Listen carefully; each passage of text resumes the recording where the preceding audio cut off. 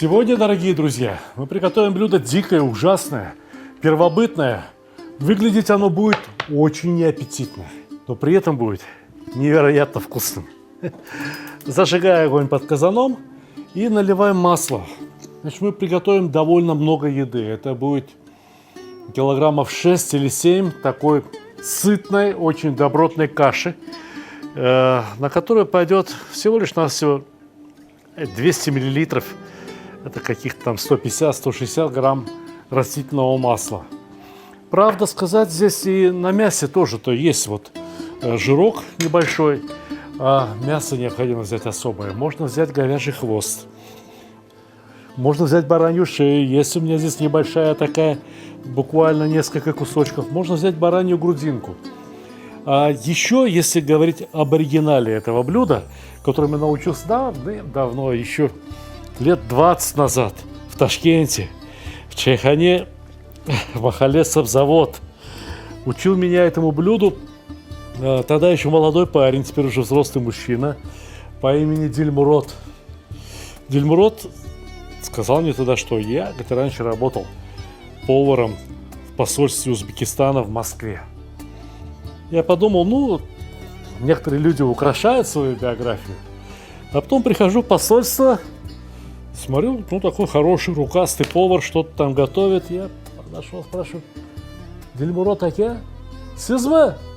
Он говорит: да, Дильмурод. А он меня не вспомнил, не узнал. Ничего страшного. Я не обиделся, потому что я получил от этого человека знания. Понимаете? И он вот в чем-то, в частности, в блюде, которое называется маш-кечери с сушеным мясом, он для меня учитель.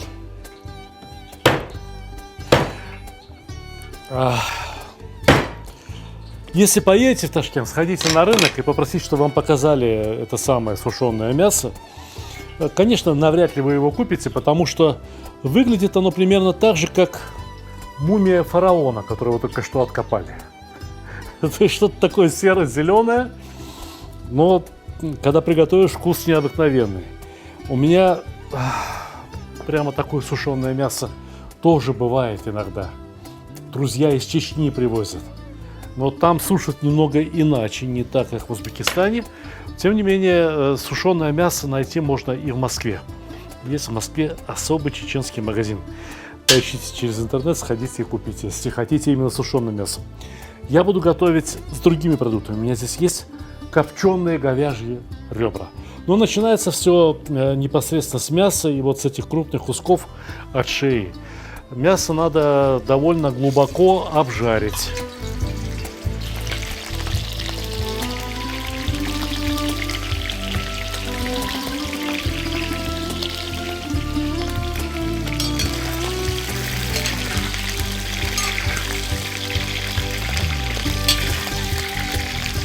Жарить мясо необходимо до тех пор, пока оно не покраснеет. Прям вот уверенно красного цвета мясо должно получиться.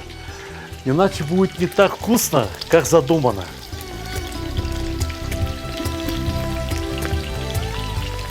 Грудинка от молодого ягненка. Вообще говоря, сюда, конечно, было бы идеально мясо от зрелого барана. 3-летнего. Если есть 5-летний, мало ли чего. Вдруг у кого-то есть такие бараны, долгожители, еще лучше подойдет. Потому что блюдо это не готовится шентыр-пентыр за 10-15 минут. Блюдо это должно готовиться хотя бы 4 часа для того, чтобы извлечь из всех продуктов полноценный вкус и получить правильную его консистенцию. Если готовить вот эту нежную ягнятину 4 часа, знаете, что получится? Получатся такие мясные волокна. Это не будет вкусно. Не всякое мясо можно долго готовить. Тем не менее, попробуем приготовить хотя бы часа за 2,5. Идите сюда, у меня есть что вам рассказать. Блюдо называется маш-кечери. Маш-кечери, кечери слово такое, которое вообще-то на Востоке присутствует очень давно. Афанасий Никитин в своем путешествии за 3 моря говорит, что в Индии едят кичри. То есть готовили это блюдо по всему Востоку. И Вот это вот маш, который мы называем маш, в Индии называют, если я не ошибаюсь, урат-дал. Ну, там вот эти вот дал, бывает их несколько видов, это урат-дал. Прежде чем готовить из маша, его надо правильно замочить. Либо можно разложить его в 1-2 слоя на блюде, вот так вот, и залить водой, так, чтобы маш и воздухом дышал, и воду пил. Тогда он разбухает очень хорошо. Либо вот можно тут я насыпал, может быть, в палец толщиной и укрыл влажной тряпочкой. И так вот маш это стоит уже целый день. Потом его надо будет промыть, разумеется, вот эту воду как следует слить. И посмотреть, может быть, какие-то зернышки маша не увеличатся в размере. Так бывает, когда некоторые зерна, некоторые вот эти фасолинки маша не доспели. Понимаете, вот они остаются такими же твердыми, зелененькими, как и были. А спелый маш хорошо разбухает. Может даже начать прорастать, если его забыть на день или два. Говорят, пророщенный маш очень полезен для здоровья, но у нас программа про вкусную еду. Поэтому сейчас самое время засыпать лук. Много лука. Здесь вот мясо, наверное, кило 200, может быть, кило 500. И лука в этой косе около килограмма. Нарезали четверть кольцами. Самый обычный лук. И его необходимо опустить к мясу и жарить теперь лук вместе с мясом на сильном огне, часто помешивая до тех пор... А что я вперед забегаю? Не буду забегать вперед. Смотрите внимательно, для того, чтобы понять, как надо жарить мясо с луком. Пока что давайте займемся говяжьими ребрышками, копчеными. Да их уже, в принципе-то, можно кушать. Ох, один жир. Ох и бычок был, ох и бычок. Весело он кушал, этот бычок. Мясо уже практически готово, и его так долго-то жарить не надо будет, как вот это сырое мясо. Поэтому я его опущу значительно позже. Сушеное мясо, к слову говоря, тоже опускают после того, как уже начнут жарить, например, говяжий хвост или вот баранью шею, начнут жарить, а потом опускают сушеное мясо. Сушеное мясо приготовится вперед сырого. Да. Удивительно, но это так.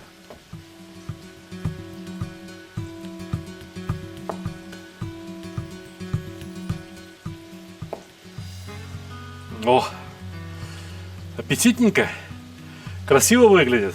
Еще бы, полюбуйтесь.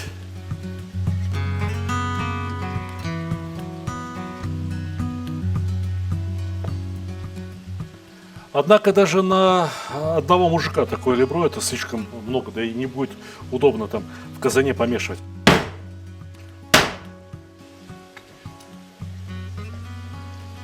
Поэтому рубим каждое ребро пополам.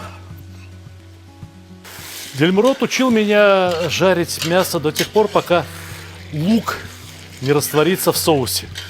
То есть пока лук не прожарится до такой степени, что его не будет видно. Но если мы так пожарим вот это мясо, то мясо тоже не будет видно. Все-таки это не наша цель. Поэтому я опускаю ребра и хочу объяснить, что эти ребра были не просто так закопчены, они были замаринованы, покрыты специями. И эти специи, я думаю, что окажутся очень уместными в данном блюде. Получится только вкуснее. Так что пусть дальше жарится мясо вместе с копченым.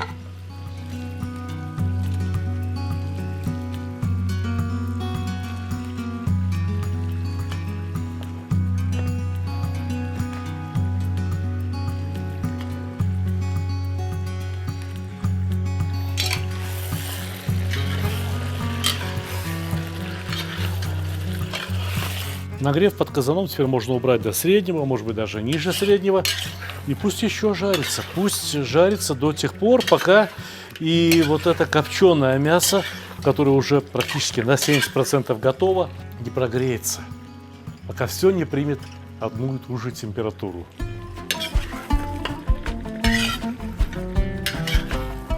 Ну вот, видите, шутя-шутя, получилось ровно то, чему учил Дельмурод. Лука практически не видно. Заливаем кипятком. Причем сюда пойдет, наверное, литра 3 горячей воды. Зирвака, так называемого зирвака, должно быть очень много. Так, чтобы мясо было полностью покрыто. Этого мало. Сейчас вскипячу еще. Огонь. Сковородка. Курица. Очень тепло. Уютно. Очень мило. Так по-домашнему. Но иногда чего-то не хватает. Например, нам не хватает спонсоров. Это соус курицы можно добавить и потом.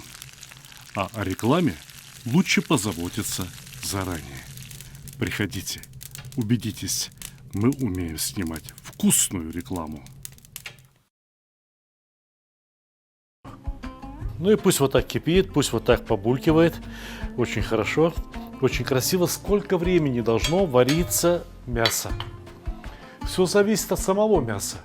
Может быть, достаточно 40 минут. Если мясо такое настоящее жесткое, то, может быть, и 2 часа должен томиться зирвак. Но следует иметь в виду, что маш быстро не готовится. Маш готовится минут 40, а то и 50. Так что рассчитывайте, исходя из того, какого качества у вас продукты. Жарится, варится, я попробовал. И могу сказать, что соли недостаточно. Я-то рассчитывал, что говяжьи ребрышки копченые содержат в себе довольно много соли, а оказалось, что нет, не так уж и много. Поэтому смело досаливаем, ведь сюда пойдет еще почти что килограмм маша. Было полкило, после замачивания стал килограмм. Сюда пойдет еще 400 грамм риса. Сухого было 400, а после замачивания стало 550, а то и 600 грамм. Все эти продукты требуют соли, иначе будет невкусно. Да и сам бульон необходимо досолить. 1,5 ложки соли. Вы можете, конечно, солить так, как считаете нужным, но это 15-литровый казан. И получится почти что полный казан еды. Конечно, такое количество еды требует определенное количество соли. Можно перемешать и опустить маш. Маш будет вариться довольно долго. Я думаю, минут 40 или 50. Впрочем, кажется, я уже говорил об этом.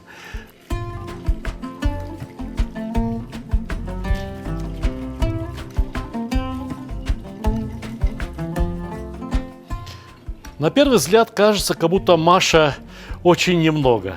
Но не торопитесь с выводами, подождите чуть-чуть. Тем более, что нам есть чем заняться. Вот это фарш, пропущенный через мясорубку, полкило баранины. Обычной мякоти. Здесь грамм 300 лука.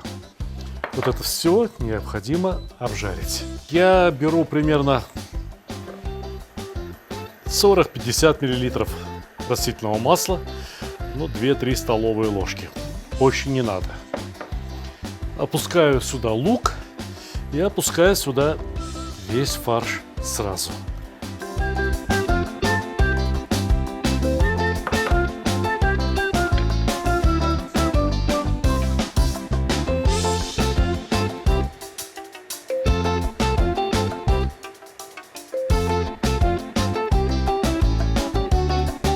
Пока лук да мясо не прогрелись как следует, можно и накрыть крышечку сковородки.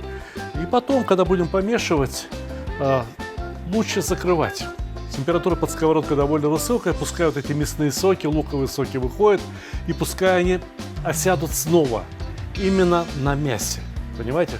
Кусочки мяса должны получиться, как лакированные вот этим самым мясным и луковым соком.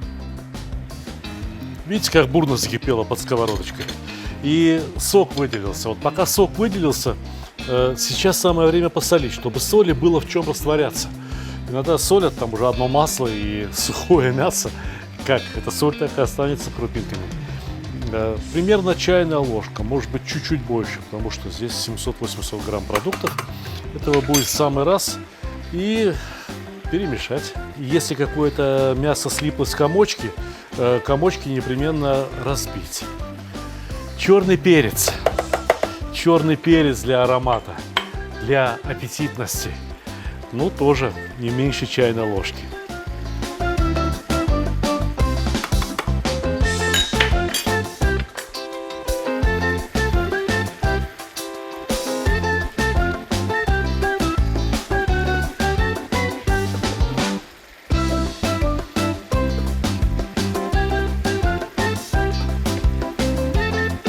И еще раз накроем крышечкой. Пусть еще пожарится, пусть еще прогреется как следует. 12 минут жарится мясо вместе с луком. И вот видите, оно уже начинает краснеть. Дильмурод вот просто пожарил мясо, наверное, лук у него было чуть побольше. И вы не поверите, вот эту кашу, которая состоит чуть больше, чем на 90% из одного мяса, полил вот этим соусом из мяса и лука. А мне бы хотелось к этому блюду чего-то кисленького. У меня есть азербайджанский соус на шараб. Мы готовим древнее узбекское блюдо. А соус из упаренного гранатового сока чисто азербайджанский. Но я не понимаю, что нам может помешать смешать два хороших продукта, смешать две хорошие технологии в одном блюде. Чтобы маршарабу было в чем разойтись, и чтобы получился именно соус, нальем капялушечку горячей воды. То есть вот теперь, после минут 40 томления, у нас получится такая приятная кисленькая подлива. В принципе, можно было бы чайную ложку томатной пасты положить. Мы получили бы примерно такой же результат по кисло-сладкому балансу, но вкус был бы другой. Мне кажется, что вкус с гранатовым маршарабом гораздо лучше, гораздо интеллигентнее. Ну а здесь посмотрите как. Маш варится уже 15 минут, но ему еще вариться да вариться. Маш должен стать едва различимым в этом блюде. Поэтому я добавил огня под казаном. Пусть кипит довольно бурно и пусть мясо разваривается. Понимаете, эти пузырьки воздуха, когда они проходят мимо куска мяса, и они там где-то прямо образуются, эти пузырьки воздуха, они вот рвут мясо на куски. Вот что происходит.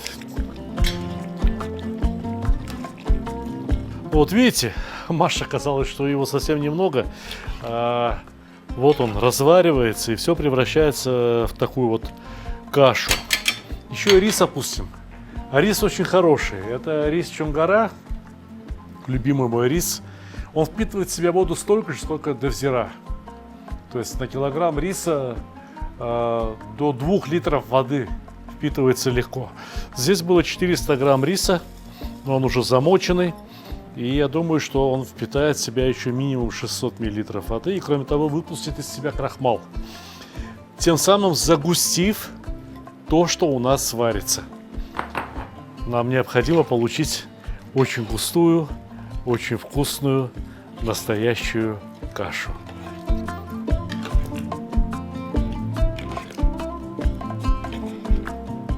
Знаете, о чем я сейчас подумал? Вот, может быть, на этом этапе сюда стоило бы добавить зелень. Причем много зелени. Получилось бы еще вкуснее. И получилось бы примерно так, как готовили когда-то наши далекие предки. Может быть, там несколько веков или даже тысячелетия назад, когда они еще кочевали. Кочевали-то кочевали, но трава, а вот она, под ногами. И люди, конечно, знали, которая из них была вкусной. Все, ждем готовности.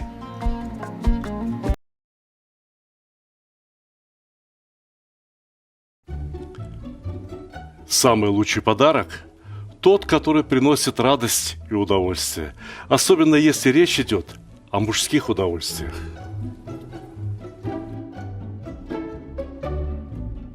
Самый лучший подарок – тот, который приносит пользу. Например, кому не хотелось бы наконец-то разобраться в приготовлении мяса? Самый лучший подарок – это то, что принесет хорошее настроение в погожий, солнечный день.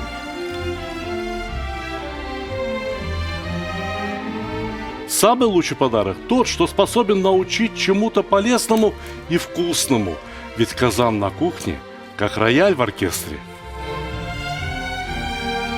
Самый лучший подарок – это расширение кругозора. А вы думали, что плов – это блюдо с единственным верным рецептом? А не пора ли покорить все вершины великого блюда? Самый лучший подарок – тот, что может сделать человека счастливым. Ничто не укрепляет семью так, как вкусное и доброе застолье. Отличный подарок – это книга с новыми рецептами из хорошо знакомых продуктов, к тому же приглашающая в очень вкусное путешествие в мир Востока. Самый лучший подарок, когда все самые любимые и популярные рецепты собраны в одном месте, где текст превращается в видео, а картинки оживают. Полюбуйтесь, какой красавчик. Самый лучший, самый ценный подарок – это дружба между братскими народами. Теперь вы совершенно точно можете сказать, что с татарами вы уже давно пуд соли съели. Моя самая новая и самая любимая книга рассказывает о земле и раскрывает всю душу татар. Эти книги теперь можно купить любым удобным для вас способом. С автографом в моем личном интернет-магазине, либо с быстрой доставкой через Озон, либо с большими скидками и кэшбэком в мегамаркете. Ссылки в описании к ролику, а также в верхнем комментарии. Если бы этот казан стоял в кирпичном очаге, вот как вот здесь, либо в глиняном очаге, в традиционном для среднеазиатской кухни очаге, то сейчас эта каша грелась бы не только снизу, она грелась бы и с боков. Потому что кирпич, либо вот глина, это все нагрето. Но когда вы готовите в металлическом очаге, либо готовите вот на газу, как я сейчас, будьте внимательны. Когда каша становится настолько густой, в ней прекращается всякая конвекция. Во время конвекции тепло от дна казана поднялось кверху, вот так вот прошло, все равномерно нагревается. А сейчас это тепло постоянно остается на самом дне. Поэтому кашу надо постоянно помешивать. Впрочем, от этого она становится только вкуснее. Хотя Дельмуро Акя меня бы поругал. Он бы сказал, Маша мало положил, а риса много положил. Дельмуро Акя, не ругайте меня. Я же ферганский, мы рис больше любим. Это в Ташкенте промашки чили, вернее не промашки чили, а иногда вот такое выражение бытует, что девушка вскормленная машки чили. Это означает, что у нее щечки пухлые и красненькие. Понимаете? Вот что бывает от такой каши. Вот как она влияет на красоту. А машки чили выкладывают не толстым слоем, иначе его и скушать невозможно будет. И кроме того, рис будет продолжать готовиться и впитает в себя практически всю влагу. Рис будет разваренный и сухой при этом. Понимаете? Поэтому накладывают тонким слоем, точно так же, как шавлю, старшую сестру нашего узбекского плова. Но это еще не все. Я вас предупреждал, я вам говорил, что это будет, пожалуй, что самое некрасивое блюдо узбекской кухни. Но некрасивое не означает невкусное. Потому что сейчас вот сюда нужно еще подлить немного вот этого соуса, подливы из жареного мяса, лука и наршараба. Не знаю, зачем это делают. Видимо, традиция такая. Но если так поступали наши предки далекие, то могу вам сказать, ну не случайно они когда-то захватили половину Евразии. Однако вот такую еду есть, ну не знаю, вот так, как она вот подается, либо с хлебом, а я бы поел именно с хлебом. Чревато для пищеварения. Я добавлю свежий тоненький сладкий салатный лук, который перемешан с сумахом и с мелко нарезанной мятой. Честное слово, это будет очень вкусно, хоть опять повторяю, это не по-узбекски. В Узбекистане подают не так. В Узбекистане вот полили вот этой подливой из лука и поджаренного мяса. И вперед! И приятного аппетита! Знаете, как по-узбекски будет приятного аппетита? Сейчас вам скажу. Йоткамли иштаха азиз дуслар. Сог болень, бахтли болень. Вот так кушайте. И будете как ташкентские девушки. С вот такими щечками, да еще и красными.